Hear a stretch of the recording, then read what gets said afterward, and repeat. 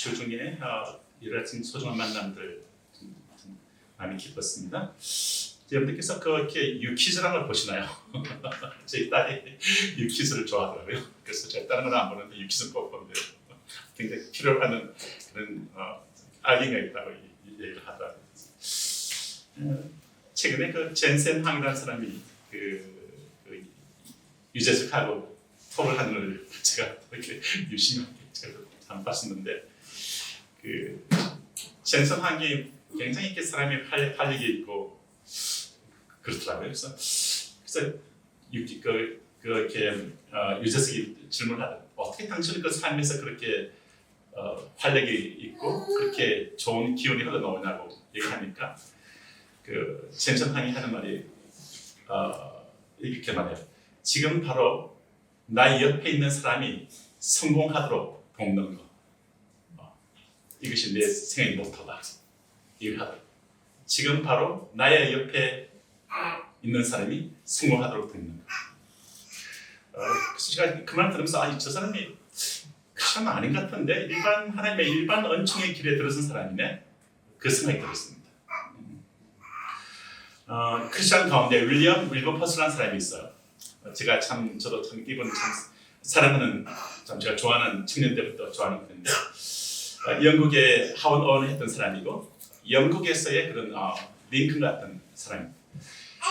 이 사람이 내 이웃을 멸망같이 사랑하라 하신 그 주의 계명을 일국의 법과 제도를 바꾸는 국가적, 유사적 차원을 승화시킨 인물인데 18세기 영국이 알다시피 대영제국의 부를 유지하기 위해서 노예 무역을 했습니다. 그리고 아프리카 흑인들을 물건처럼 사고 파는 노예 무역을 하면서 이것을 당연한 경제 활동으로 이긴 다 아실 겁니다. 당시 사람의 이웃이란 오직 같은 영국인, 같은 백인이라는 어떤 그런 것이 있었던 것 같습니다. 그런데 이 해심한 독실한 기독교인이 된 윌버퍼스가 쇠사슬에 묶여서 정말 이렇게 짐짝처럼 배실려오는 흑인들의 고통스러운 절규를 들었습니다. 그는 그들이 겪는 채찍질과 모욕을 자신의 몸이 겪는 어떤 고통처럼 느끼게 됐습니다. 그래서 그는 윌버퍼스와 함께했던 공동체가 클레팜 공동체예요.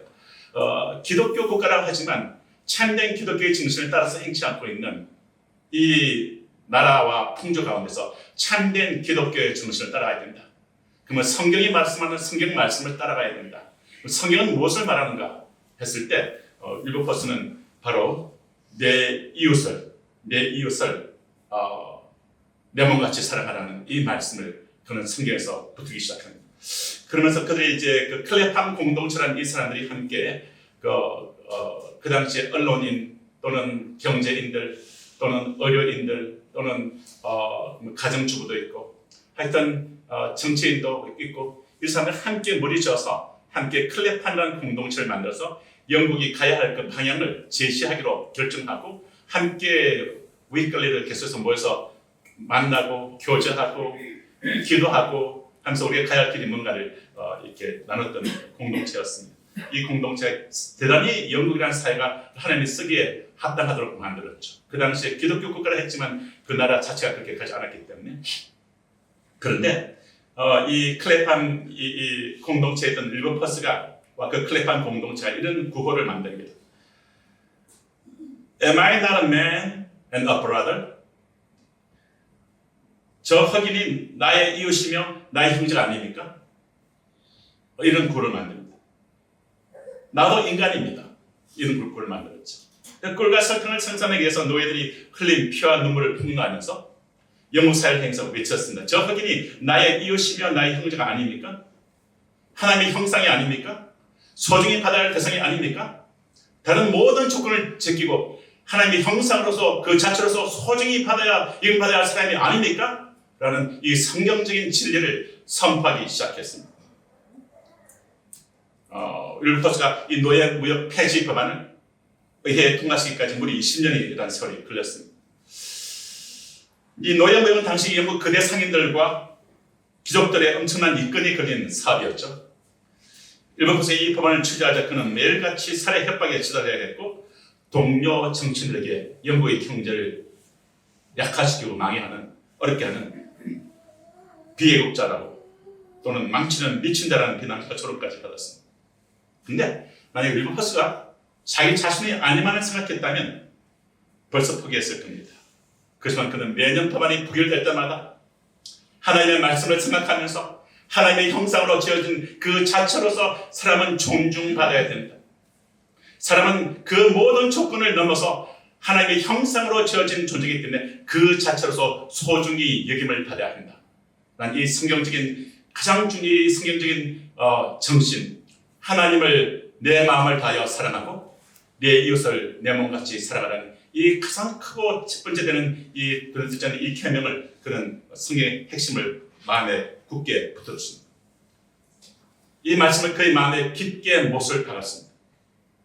그리고 그는 매년 법안이 부결될 때마다 그는 이 순간에도 대서양 한복판에서 죽어나가고 있을 흑인 이웃들을 떠올렸고 자신이 정치적 매장을 당한다는 손해를 보더라도 저들의 아픔을 멈춰야 한다는 일념으로 매년 법안을 다시 제출했습니다. 20년의 세월이 걸렸지만 마침내 1807년 하원의원들의 만장일치로 기립박수와 함께 그는 이 법안이 통과된 것을 보았습니다. 이 윌버퍼스의 정신이 오늘 우리에게 주는 메시지가 무엇입니까? 이 윌버퍼스의 이 삶의 문제는 결국 이렇게 요약됩니다. 대영국 대영족이 경제적 손해를 보더라도 내가 정치적으로 매장당하더라도 지금 저 아프리카에서 울고 있는 내 형제들이 더는 아프지 않았으면 좋겠다. 그는 이 마음 하나로 세상을 영국 사회를 바꿨습니다. 그리고 거대한 기적의 시작은 어느 날 방 안에서 무릎을 꿇고 하나님 저 고통받는 흑인들이 바로 나의 이웃입니다. 저 사람의 아픔이 나의 아픔으로 안고 있는 주님의 그 마음, 나야 우리의 각자의 여기 있는 여러분들의 아픔을 그 아픔으로 안고 있는 주님의 그 마음을 자기가 안겠습니다. 고백했던 그 주님의 마음, 성경 말씀이었습니다. 오늘 본문의 말씀, 내 이웃을 내 몸같이 사랑하라는 이 말씀의 최초 출처는 레위기 19장 18절 말씀입니다. 이 말씀이 이렇게 시작됩니다. 원수를 갚지 말며 동포를 원망하지 말며 내 이웃 사랑하기를 너의 자신과 같이 사랑하라. 나는 여호와이니라. 이 말씀을 받아서 예수님께서는 신약에서 이렇게 우리에게 그리스도의 제자들에게 계명을 주십니다. 하나님을 사랑하는 것이 첫 번째 계명이고 이웃을 사랑하는 것이 두 번째 계명이라고 말씀하십니다. 마태복음 22장 39절에 둘째도 그와 같으니 내 이웃을 내 자신같이 사랑하라 하셨으니 마가복음 12장 31절에 둘째도 이것이니 내 이웃을 너 자신과 같이 사랑하라 하신 것이라 이보다 더 큰 계명이 없느니라.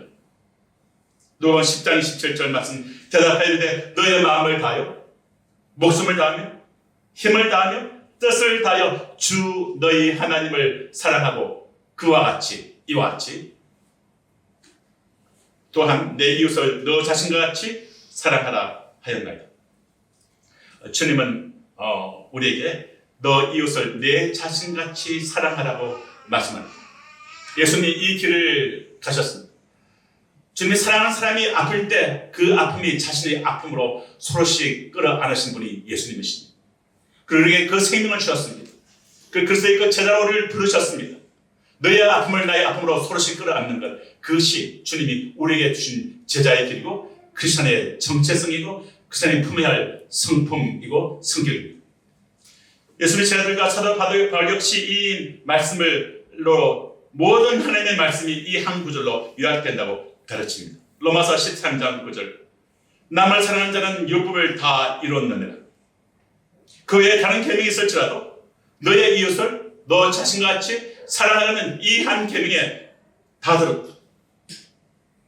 갈라디아서 5장 14절 말씀 온 율법은 내 이웃 사랑하기를 너 자신같이 하라 하신 한 말씀에서 이루어졌나니 야고보서 2장 8절 너희가 만일 성경에 기록된 대로 내 이웃 사랑하기를 내 몸과 같이 하라 하신 최고의 법을 지키면 하나님께서 보시기에 뭐라고?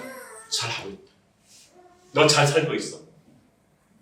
너가 이 땅에서 얼마만큼 많은 성취를 거뒀는가, 그 이전에 너가 어떤 질을 갖고 어떤 삶의 질을 갖고 살고 있느냐, 내 이웃을 내 몸같이 사랑하라는 이 계명을 추구하고 있느냐. 비 오는 날에 있었던 이야기인데, 몇 년 전에 이렇게 비가 무섭게 쏟아지는 출근길에 지하철 계단에서 한 시각 청년이 눈이 안 보이잖아요. 그러니까 비가 막 장대리 같은 비가 쏟아지니까 이 사람이 어쩔 줄 모르고 그냥 비를 맞고 서 있는 거예요. 우산도 없이 난처하게 서 있었는데 모두가 바쁘게 그냥 비가 쏟아지니까, 폭우가 쏟아지니까 그냥 다 지나쳤다. 한 젊은 부부가 걸음을 멈추었습니다. 남편은 자신이 쓰고 있던 우산을 시각장애인에게 씌워주며 동행하기 시작했습니다. 부부가 함께 우산을 쓰고 있었죠. 감동적에서 그 다음 장면이었습니다. 우산에 잡아서 세상을 함께 쓸 수가 없었습니다. 아내가 망설임 없이 우산 밖으로 걸어나 폭우를 고스란히 맞으며 묵묵히 뒤를 따라하고, 남편도 우산의 80%를 시각장애인 쪽으로 기울인 채 자신도 어깨가 다 젖어가며 그를 목적지까지 안전하게 안내했습니다. 너 자신같이 살아가는 의미를 생각해보는 실화입니다. 내가 비에 그쳐지면 어떻게 하는 자기 보호의 본능을 떠올리는 순간, 그 본능의 무게만큼 이 눈먼 이웃도 지금 비에 젖으면 얼마나 춥고 막막할까를 먼저 헤아려 기꺼이 자신의 비를 맞은 것입니다. 내 이웃을 내 몸같이 살아가라는 말씀이 조금이라도 더 느껴지게끔 하기 위해서 제가 약간 몸부림을 쳤습니다. 살아가는 이 말씀이 말이죠, 오늘 더 우리 영혼을 휘어잡고 우리 영혼을 통치하고 내 생각과 내 생각을 다 내려놓고 오직 주님의 생각을 품기 위해서는 주님이 하신 이 말씀, 하나님을 마음 다해 사랑하고 내 이웃을 내 몸같이 사랑하라는 이 말씀을 조금 더, 이 말씀하는 원어의 의미가 무엇일까? 그래서 헬라어 원어의 의미를 조금 더 제가 캐내봤습니다. 지금 더 다가오더라고요. 사랑하라는 단어가 뭡니까? 사랑하는 단어가 이 아가페세스라는 이 단어인데, 아가파오라는 헬라어 원어를 갖고 있어요. 근데 아가파오라는 이 단어에서 갖고 있는데, 아가페세스라는 이 단어를 사용할 때 제가 조금 더 얘기할게요. 미래 능동태 직설법입니다.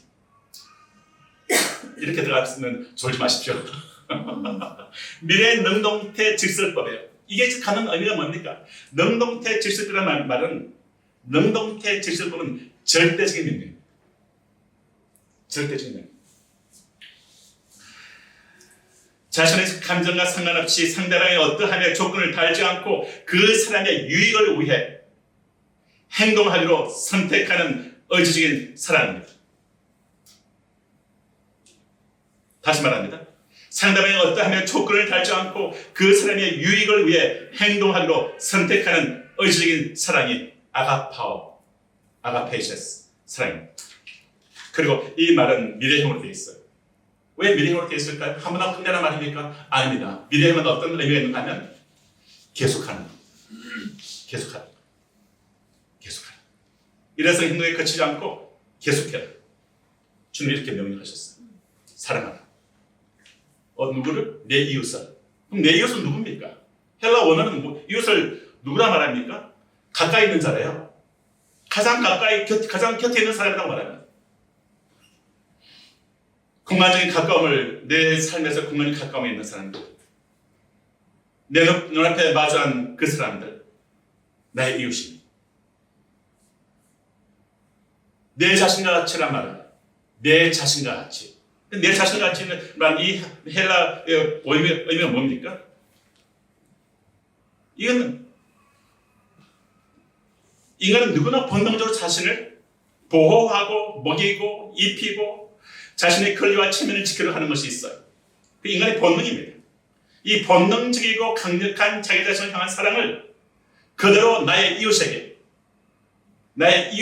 적용하는 하라, 이 말입니다.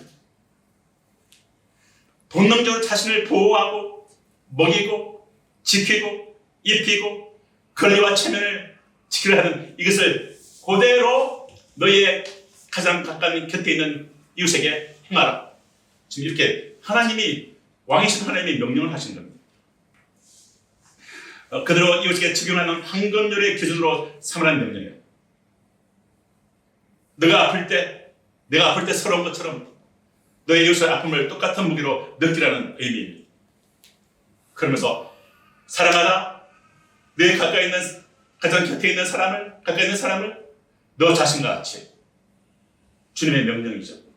이보다 더 큰 계명이 없답니다. 이보다 더 큰이라는 것은 다른 모든 것을 압도하는 중요성이나 무게감에서 다른 모든 것을 압도하는 명령입니다. 이 계명이라는 할 때 계명이 갖는 의미가 뭐예요? 엔톨레라는 이 계명.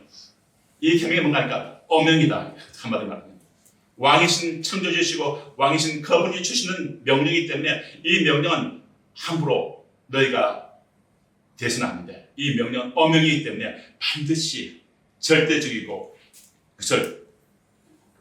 이것을 어떤 개인이 치사 선택할 수 있는 조언이나 근거나 도덕적인 권유가 아니라 왕이시고 최고 사령관이신 그분이 주시는 어명이기 때문에 성경의 원어의 의미는 공식적이고 절대적인 어명을 뜻한다.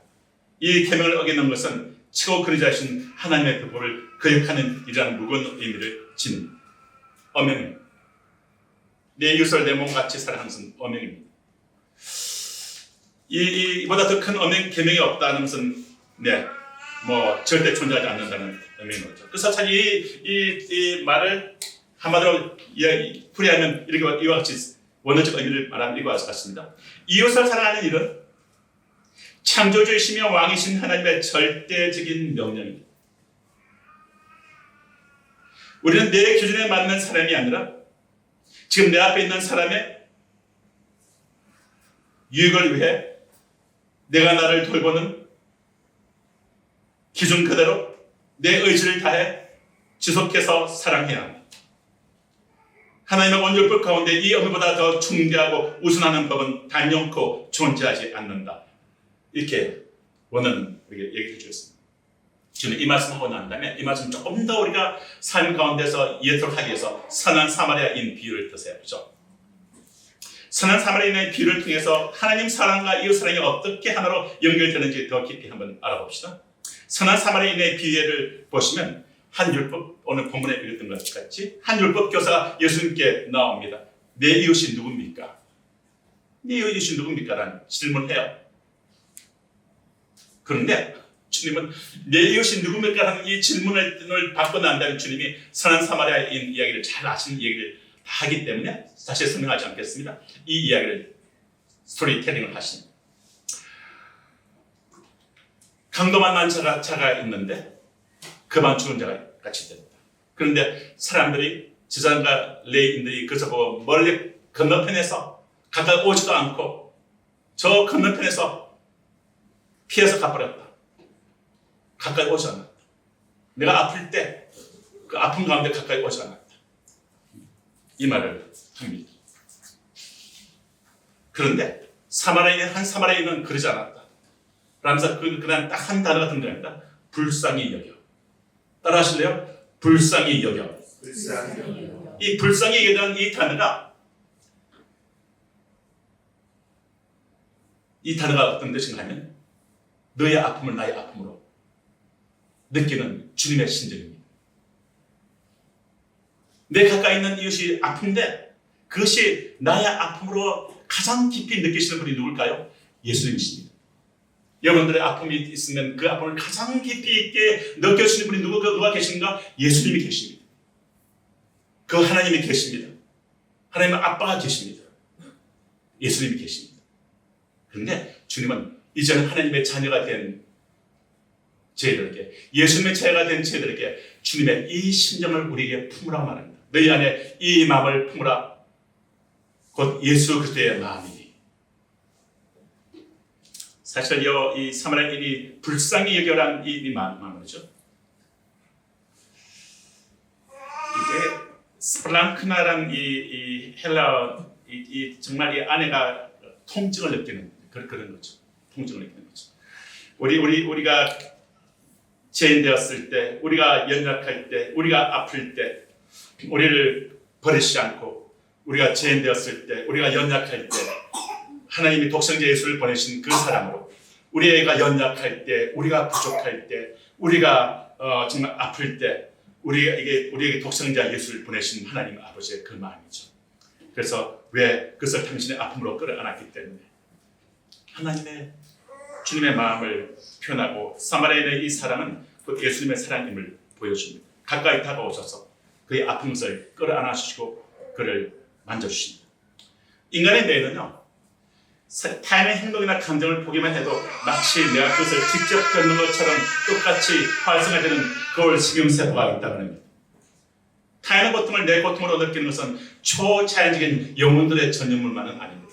하나님이 인간을 창조할 때 하나님 형상으로 창조되면서 하나님의 성품의 한 조각을 집어넣는데 다른 사람들이 아플 때 그것을 나의 아픔으로 느끼게끔 하는 그것을 이게 거울 신경세포 미러 뉴런스를 하는 그 시스템인데 이것을 인간 내면에 하나님이 디자인해서 넣으셨대요. 원초적인 그 영적인 디자인을 하셨대요.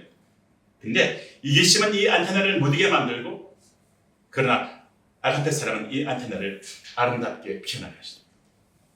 내 이웃을 내 몸같이 사랑하는 너의 아픔을 나의 아픔으로 더욱더 깊이 있게 안는 말이죠. 그것이 성화죠. 그것이 예수를 더 닮아가는 것이죠.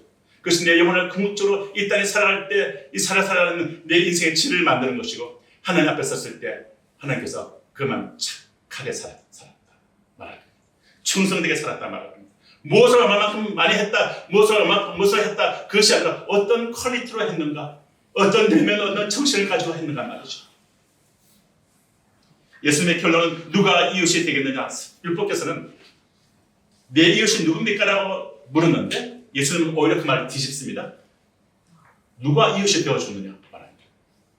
누가 이웃이냐니까? 누가 이웃입니까? 하는데 주님은 그 패러다임을 뒤집어서 누가 이웃이 되어주느냐 말합니다. 누가 이웃이 되어주느냐? 여러분 가까이 있는 사람들에 대해서 누가 이웃이 되어주느냐? 누가 그 아픔을 내 아픔으로 끌어안고 함께 공감하며 함께 끌어안고 함께 채워주는 그 일을 하고 있느냐? 그런데 참 놀라운 것은 이 말씀에서 좀 더 이 말씀을 삶에 적용하는 얘기를 좀 하고 싶은데요. 하나님 사랑을 얘기하다가 예수님께서 그와 같이 내 이웃을 내 몸같이 살아가라 그렇게 말씀하세요. 그와 같이는 이 단어가 그와 같이 이것이 호모이아라는 헬라어 단어인데요. 호모이아라는 이 헬라어 단어에 굉장히 깊은 신비가 있습니다. 이 신비가 어떤 신비가 있습니까? 이 말씀 조금 제가 설명해 보겠습니다. 마태복음 22장 39절에서 하나님을 내 마음 다하여 사랑하라고 말씀하신 후에 그와 같이 내 이웃을 내 몸같이 사랑하라 이렇게 두 말씀을 딱 연결시킵니다. 주님께서 이게 놀라운 비밀이 숨어있죠. 그와 같이 호모이아 이 단어는 이 하나님을 사랑하는 것과 내 이웃을 내 몸같이 사랑하는 이 십자가 말이죠. 여기서 내 하나님을 사랑하는 이것의 본질과 무게와 가치와 성격에 있어서 내 이웃을 내 몸같이 사랑하는 이것이 갖는 하나님 앞에서의 가치와 그것의 성질과 그것의 무게가 정말 중요하게 동일하게 간다. 이런 만큼의 일을 해요. 하나님을 사랑하는 가치만큼 이웃을 사랑하는 가치가 중요하다는 선언을 예수님이 하고 계세요. 하나님 사랑의 수직적 축이라면 이웃 사랑은 수평적 축입니다. 이 둘이 합쳐져야 비로소 사랑이 완성된다는 의미입니다.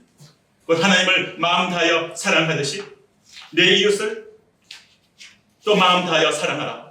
곧 내 십자가를 지고 나를 따르라고 엄명을 하십니다. 우리 짧게 인생 삽니다. 짧게 인생 살다가 우리는 주님 앞에 갈 겁니다.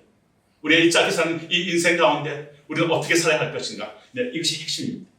하나님을 마음 다하여 사랑하려고 하는 것과 그와 같이 내 이웃을 내 몸같이 살아가려고 하는 이 신앙, 이 정신 말이죠. 보이지 않는 하나님을 어떻게 사랑합니까? 성경은 이렇게 말합니다. 보이는 이웃을 사랑함을 통해서 사랑한다고 성경은 얘기하십니다. 사도 요한이 이 원리를 요한일서 4장 20절에서 명확히 정리합니다. 보는 바 그 형제를 사랑하지 아니하는 자는 보이지 아니하는 바 하나님을 사랑할 수 없느니라. 우리 하나님께 직접 사랑을 표현할 방법은 눈에 보이는 하나님의 형상인 이 사람들을 소중하게 대하고 그들을 가치 있게 대하고 그들의 아픔을 나의 아픔으로 끌어안고 그들을 사랑하는 이것이 하나님을 사랑하는 것이라고요. 즉 눈에 보이는 하나님의 형상, 내 곁에 있는 이웃을 돌보고 그를 케어링하고 그의 아픔을 함께 끌어안고 함께 있는데 그것이 하나님을 사랑하는 거라고요. 그래서 보는 바 그 형제를 사랑하지 아니하는 자는 보이지 아니하는 바 하나님을 사랑할 수 없느니라. 마태복음 25장에서는 예수님이 한 걸음 더 나서 이렇게 말합니다. 여기 내 형제 중에서 지극히 작은 자 하나에게 한 것이 곧 내게 한 것이다. 이 호모이아의 개념과 정확히 일치합니다. 그래서 이 결론은 선한 사마리아인의 스토리 메시지는 명확합니다. 영적으로 강도를 만나 그만 죽어있던 자들, 저희도 그런 자들 아니었습니까? 우리가 다 그런 어떤 그런 이 정말 병들고 그런 제약 가운데서 신나고 저주 아래 있었던 자들 아닙니까? 그런 저희들을 주님이 손가락질하고 주님이 버려버렸습니까? 아니요. 주님은 내려오셨습니다. 인카네이션 성육신 하셔서 가까이 다가오셨습니다. 멀리 빙 돌아 떠나지 않았습니다. 더 가까이 다가와서 그 아픈 것을 함께 끌어안으시고 그를 함께 끌어안고 올라가신 것이 십자가입니다. 그리고 그리스도인의 삶은 무엇입니까? 십자가의 도를 따라가는 것이 참된 제자의 삶이고 예수 제자의 삶입니다. 너의 아픔을 나의 아픔으로 끌어안는 것이 그리스도인의 삶입니다. 그래서 울버포스라도 그 작은 데서부터 시작을 했습니다. 곧 불쌍히 여기는 겁니다. 너의 아픔을 나의 아픔으로 안으시고 주님이 그러셨죠. 오셨습니다. 예수님을 조건 없는 십자가의 사랑으로 아가페 사랑으로 우리가 살아났습니다. 그러면 그 사랑을 받은 우리는 이제 눈앞에 있는 이웃에 대해 피하지 말고 그의 아픔을 나의 아픔으로 끌어안고 하나님을 사랑하는 것과 똑같은 무게와 가치로 다가가 내 몸처럼 사랑해야 합니다. 그래서 이 호모이아를 내 삶에 실전 적용하기 위해서 세 가지 질문을 여러분께서 한번 자신에게 던져보십시오. 세 가지 질문을 던지면서 적용해 볼 수가 있겠습니다. 나의 이웃은 누구입니까? 따라 하실래요? 나의 이웃은 누구인가? 오늘 성경에 있는 이 원어에서 말하는 것은 하나님이 내 곁에 두신 사람들입니다. 내가 선택한 사람만 사랑하는가? 아니면 성경 원어적 의미에 이어서 내 의지와 상관없이 조건과 상관없이 오늘 나의 삶의 자리에 하나님이 두신 사람들, 그 사람을 정말 내가 사랑하는가? 두 번째는 질문을 해야 됩니다. 내 자신과 같이 사랑하는가?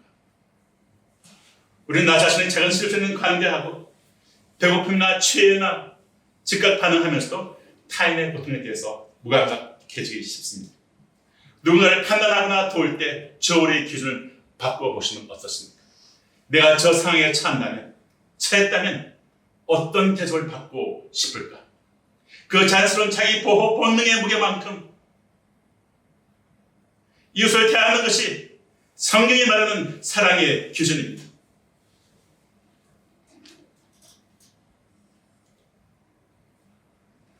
그러면 우리는 어떻게 이웃을 내 몸같이 사랑할 수 있습니까?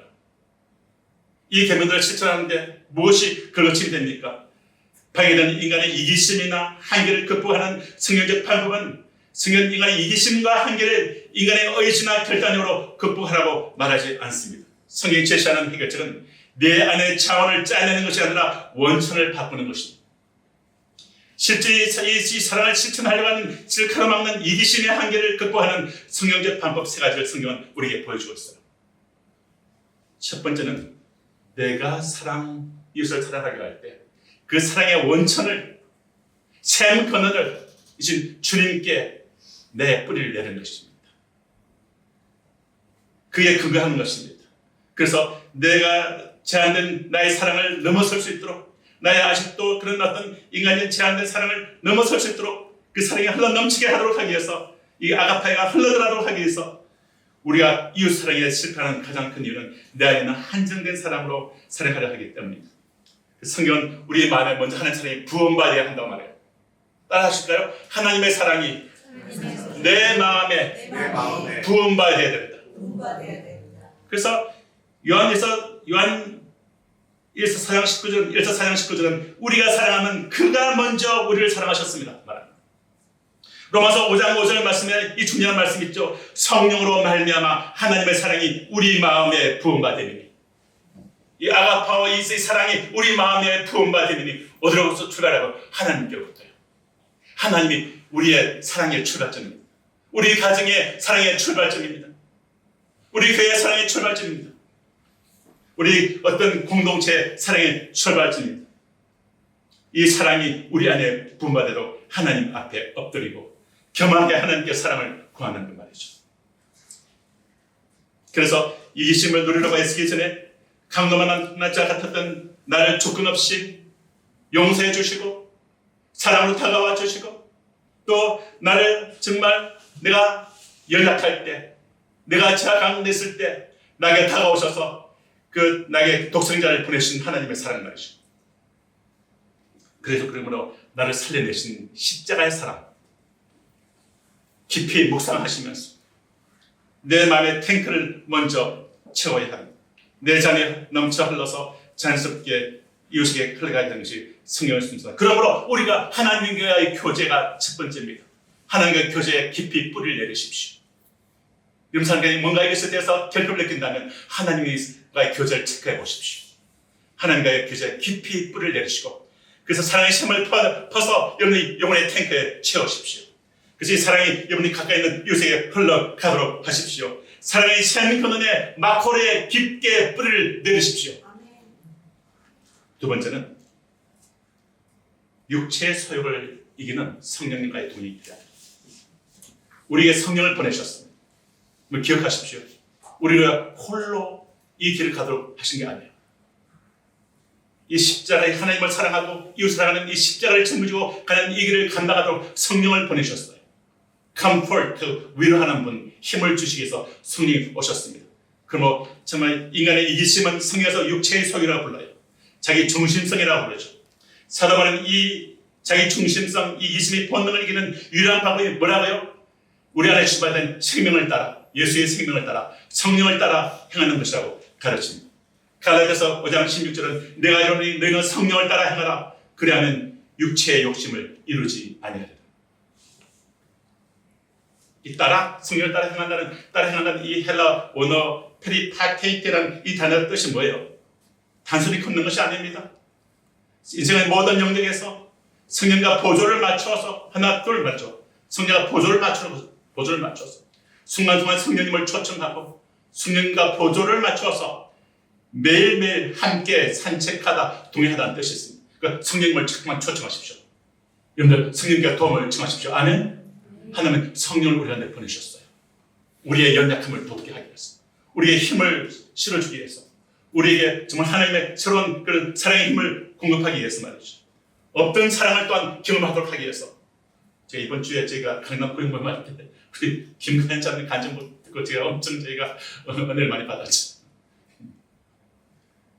없었던 그 사랑을 하나님께서 부으셔서 정말 그 모든 얼어붙었던 것을 다 녹여내고 새로운 사랑으로 어떤 새로운 아름다운 길들이 열리는 그런 말이죠. 사람이 행동을 해야 하는 순간 말이죠. 이웃이 도움을 요청하거나 또는 미운 사람이 눈앞에 있을 때 내 본능의 목소리 대신 내 안에 계신 성령님께 묻는 훈련을 하셔야 합니다. 성령님, 이 상황에서 제가 어떻게 하기를 원하십니까? 따라하시죠. 성령님, 이 상황에서 제가 어떻게 행하기를 원하십니까? 이 질문을 하셔야 됩니다.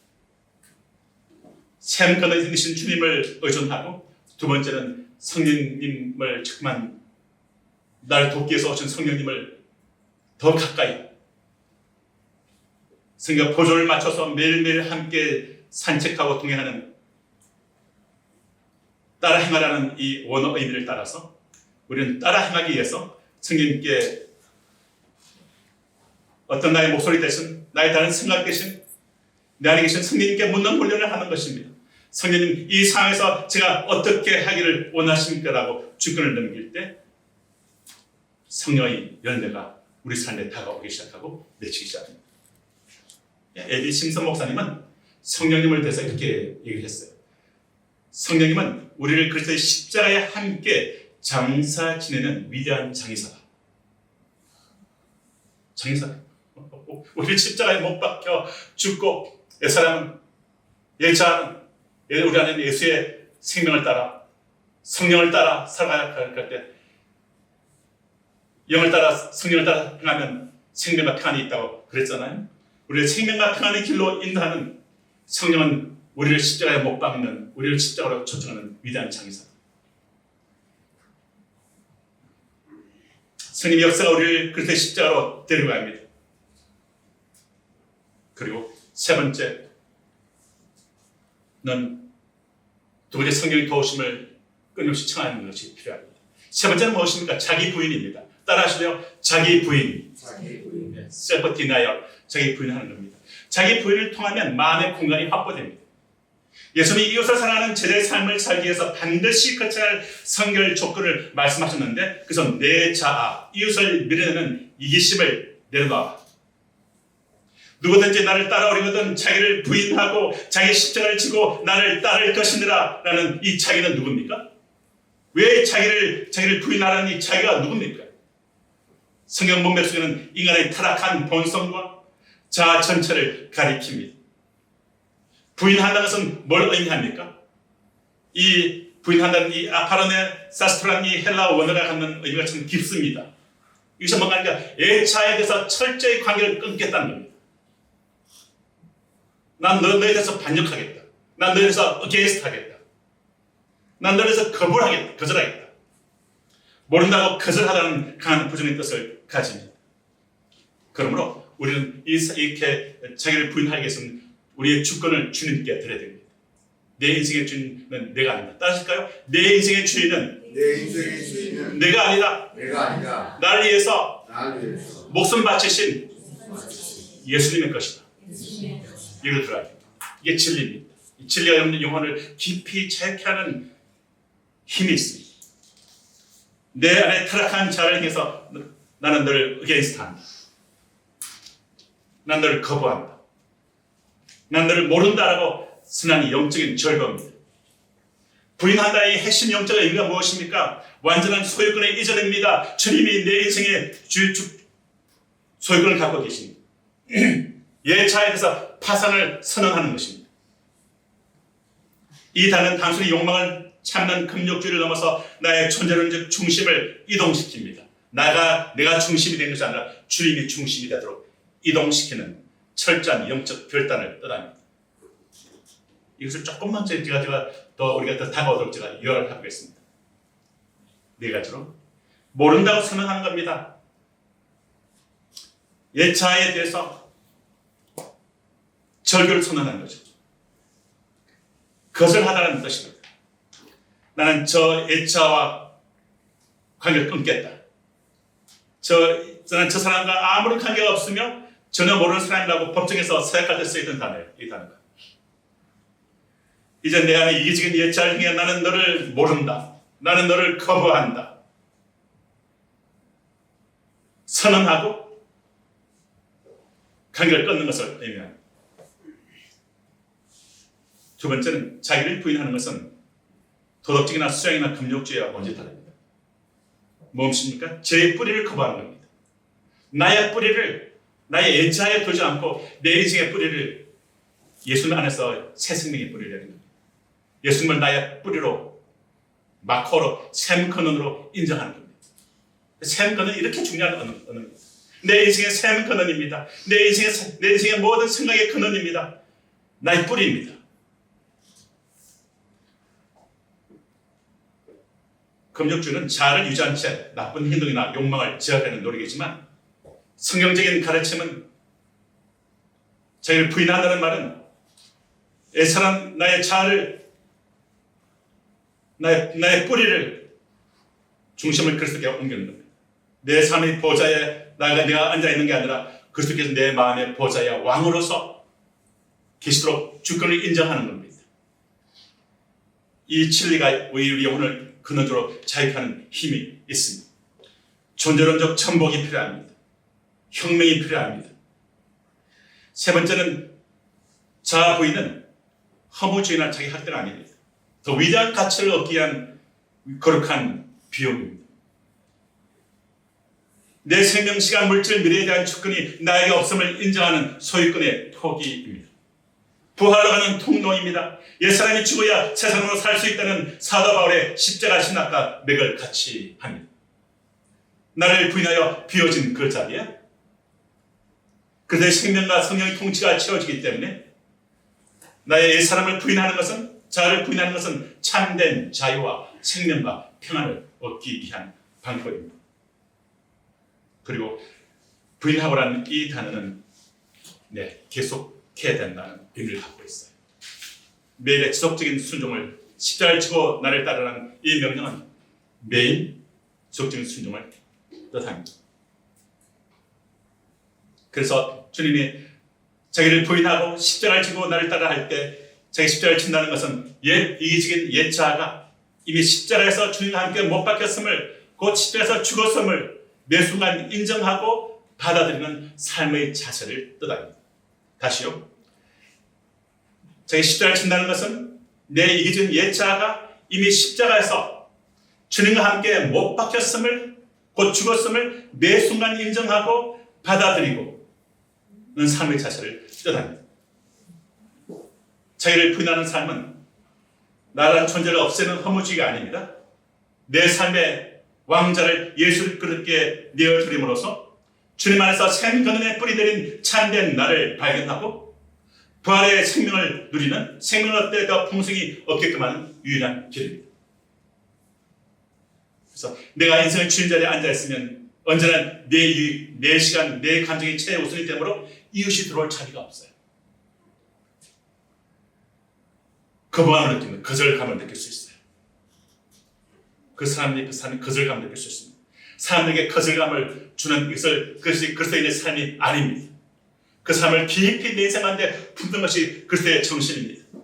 그것이 가능케 하려면 내가 내 인생의 주인 자리에 앉아있으면 언제나 내 유익과 내 시간과 내 감정이 최우선이 되므로 이웃이 들어올 자리가 없습니다. 매일 아침 내 인생의 소유권은 하나님께 있습니다 고백하며 자아를 십자가에 못 박을 때 비로소 내 안에 타인을 용납하고 사랑할 수 있는 영적 공간이 생겨납니다. 그래서 이 말씀, 이 앞에 있는 이 이야기를 제가 했던 이 말을 한마디로 인간의 이기심을 극복하는 성경적 방법은 내 노력으로 사랑의 주체가 되려는 교만을 내려놓고 매일 자아를 부인하며 폭포처럼 부어진 하나님의 사랑을 힘입어서 샘 근원에 뿌리를 내리고 순간마다 성령님과 의존하고 그분의 도움을 청하고 보조를 맞추며 걸어가면 돼 있습니다. 과학에서 자기 중심성과 이기심을 깨뜨리는 것은 추상적인 결심만으로는 불가능합니다. 우리가 뇌와 본능은 늘 자기 자신을 보호하도록 세팅되어 있기 때문입니다. 성경이 말하는 자기 부인과 성령과의 동행을 평범한 일상 속에서 구체적으로 실천할 수 있는 간단한 삶에 적용할 수 있는 네 가지 지침을 제가 말씀드릴 테니까 이 말씀을 좀 기억해 보십시오. 삶에 적용할 수 있습니다. 그리고 제가 이 보여준 첫 번째는 여러분들 내면의 기본 질문을 바꾸셔야 돼요. 대하의 프레임 전환이 필요합니다. 자기 중심적인 사랑은 대화나 관계 속에서요, 안테나가 항상 나를 향해서 있습니다. 이 마음을 의도적으로 바꾸는 훈련이 필요합니다. 주님을 첫 번째로, 그리고 너를, 그리고 너 당신을, 그리고 네 이웃을 내 몸같이, 너를 이웃을 나보다 낮게 여기는 이웃을 두 번째로, 그리고 나를 생각하는 이 그리스도의 사고 가운데서 이기적인 질문은 무엇입니까? 이 사람이 지금 한 말이 내 기분을 상하게 했나? 이 관계에서 내가 얻는 이익은 무엇이지? 왜 내 마음에 들게 행동하지 않지? 이기적인 질문입니다. 그러나 그리스도인들에게 주신 명령은 이웃사랑입니다. 이 사랑에 진짜 지금 필요한 것은 무엇일까? 내가 어떻게 하면 이 사람의 마음을 알아줄 수 있을까? 이 사람의 아픔을 내가 더 깊이 이해하고 이 아픔을 어떻게 하면 내가 함께 끌어안고 그 아픔을 내가 어루만져 줄 수 있을까? 말이죠.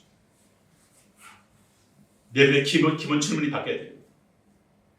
그래서 구체적 실천을 할 때 다음번에 누군가가 대화할 때 첫 10분 동안은 가능하면 내 자랑, 내 문제, 내 성취에 대해서 단 한마디도 하지 않겠다는 규칙을 세워볼 수도 있어요.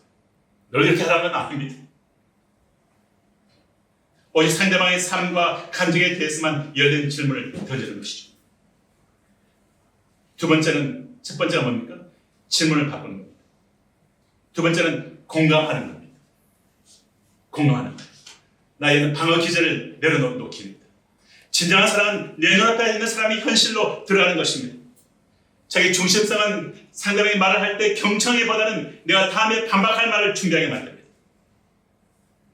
구체적인 행동을 어떻게 하겠습니까? 상대방이 나에 대한 서운함을 표현하거나 힘든 감정을 털어놓을 때 곧바로 변명하거나 해결책을 제시하려고 하지 마십시오. 대신 상대방이 느낀 감정을 그들 거울처럼 비추어 말해주는 것이 필요합니다. 실제로 어떻게 해야 하란 말입니까? 대화 예시를 하면 내가 연락을 안 해서 내가 많이 외롭고 서운했겠구나. 내가 내 입장이었어도 속상했을 것 같다. 이렇게요. 이 훈련은 내 감정의 성벽에서 걸어 나와서 상대방의 아픔을 똑같은 무게로 느끼게 만드는 거죠. 그것의 정신이죠. 너의 아픔을 나의 아픔으로 끌어안는단 말이죠. 네 이웃을 내 몸같이 사랑하는 것이 이거 아닙니까? 상대방 일을 할 때 상대방 자신이 존중받는다고 느껴서 관계의 긴장이 풀리기 시작합니다.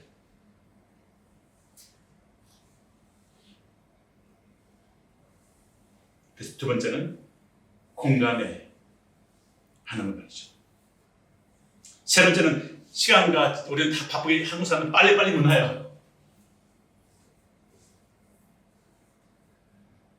근데 이것을 우리는 조금 내 인생에서 우리는 그 문화에 너무 휩쓸려 가면 안 됩니다. 시간과 재정에 희생 버퍼존을 설정하는 게 필요합니다. 이기심은 흔히 내가 지금 너무 바빠서 여유가 없어서 현실적인 핑계 뒤에 숨습니다. 강도를 만난 자 이렇게 했던 사람들 같이 말이죠. 구체적인 행동에서 지금을 알려드리겠습니다. 나의 하루 스케줄에서 에너지에서 매월 예산 중에서 약 10% 내지 15% 정도는 타인의 갑작스러운 필요를 위해서 의도적으로 비워두는 것입니다. 버퍼존을 만드는 거예요. 그래서 구체적 시도는 가족이 갑작스럽게 도움을 요청하거나 친구나 직장 동료의 업무를 도와줘야 할 때 시간이 없다고 거절하는 대신 미리 비워둔 사랑의 버퍼 시간을 꺼내어 쓰십시오. 이웃을 위해서 여러분들이 조금은 이렇게 남겨두십시오. 시간을. 그래서 성경을 말하기를 추수를 할 때 말이죠. 다 거두지 말라고 그랬어요. 모서리에 있는 것들 남겨놓으라고 그랬습니다. 없는 자들이 그것을 갖게끔 말이죠. 또는 이삭을 다 주소라 하지 않았습니다. 이삭을 남겨놓으라고 그랬어요. 왜? 없는 사람들이 그것을 누릴 수 있도록 말이죠. 이게 성경의 정신입니다. 내 시간을 조금은 버펄존을 만들어야 됩니다. 내 이웃이 와서 내게 기댈 때, 내게 도움을 요청할 때 그래서 조금 여유롭게 시간을 내놓을 수 있도록 내 안에서부터 그것을 살면서 그렇게 플랜을 짜십시오. 미리 비워둔 시간이 없다고 거절하는 대신에 미리 비워둔 사랑의 버펄 시간을 꺼내어 쓰십시오. 준비된 여유가 있으면 하나가 작정하고 이것은 내가 내어놓는 그 시간이 있으면 베품이 고통스러운 희생이 아니라 기쁜 나눔이 될 수 있습니다. 네 번째 얘기는 갈등 상황에서 5초 멈춤과 포기 규칙을 제가 얘기하고 싶습니다. 관계에서 갈등이 생기면 인간은 본능적으로 이기기 원하고 내 자존심을 지키려 하며 내가 옳다는 것을 증명하려 합니다. 이때가 바로 자기 부인이 작동해야 하는 순간입니다. 구체적으로 어떻게 행동하라고요? 네, 상대방의 말에 욱하는 감정이 올라오거나 반박하고 싶을 때 말하기 전에 딱 5초 동안 숨을 크게 쉬면서 멈추시기 바랍니다. 성령께서 역사하시는 길을 좀 주세요. 성령께서 좀 주인되도록 해주십시오. 예수님이 주인되도록 좀 해주십시오. 시간을 그렇게 내어주십시오. 그리고 마음에 이렇게 리셋합니다. 이렇게 마음에 선언하십시오. 어떻게? 내 자아는 이 논쟁에서 이기기를 원하지만 내 안에 성령님은 이 관계를 지키기를 원하시고 논쟁에서 이기고 관계를 잃는 것은 비참한 패배다. 그리고 구체적 실천으로서 비록 내 잘못이 10%이고 상대방 잘못이 90%라고 생각되더라도 나의 10%의 잘못에 대해서 먼저 깨끗하게 사과합니다. 이것이 그리스도입니다. 하지만 내가 먼저 이렇게 사과하면 주님은 우리에게 그렇게 말씀하지 않습니다. 주님 다가오셨잖아요. 다가오셨잖아요. 우리가 연약할 때, 우리가 죄인되었을 때 독생자를 우리에게 보내신 분이 하나님 아니십니까? 하나님 아버지 마음이잖아요. 너희 안에 이 마음을 품으라고 그리스도 예수의 마음이니 다가오셨잖아요. 조건을 붙이지 않는 것이 좋습니다. 나의 10%의 잘못에 대해서 먼저 깨끗하게 사과하고 그에 합당한 행동을, 삶을 실천하려고 노력해 보시겠죠? 그래서 제가 마지막으로 종기에 마지막 제가 여러분에게 이렇게 기도하면서 하루를 시작하면 좋겠습니다. 매일 아침 눈을 떠서 사람들 마주하기 전 짧게 마음의 방향을 예수님께로 향하십시오. 맞춰 보십시오. 이렇게 기도하면서 하나님, 오늘 저는 이 우주의 주인공이 아닙니다. 저는 하나님의 사랑이 흘러가는 통로일 뿐입니다. 짧게 사는 이 인생, 주님의 마음에 합한 삶을 살기 원합니다. 하나님 향하여 마음을 향하고 이웃을 향하여 내 몸같이 살아가는 이 하나님의 주신 가장 크고 첫 번째 되는 이 계명들을 내 삶 속에 끌어안고 살기를 원합니다. 나의 십자가를 지고 이 길을 가기를 원합니다. 이 생명의 길을 가기를 원합니다. 성령님, 오늘 내 눈앞에 있는 사람들을, 성령님, 오늘 내 눈앞에 있는 사람들을 내 몸같이 사랑하라는 말씀에 순종하여 보게 하시고 그들의 필요와 이결을 내가 나를 아끼는 마음과 똑같은 무게로 일하게 도와주십시오. 우리 아멘 하실까요? 네, 다 같이 일어나시겠습니다. 우리 이 시간에 주님이 하신 바 된 이 말씀은 주님이 우리의 은혜 행복을 위해서 주신 말씀이고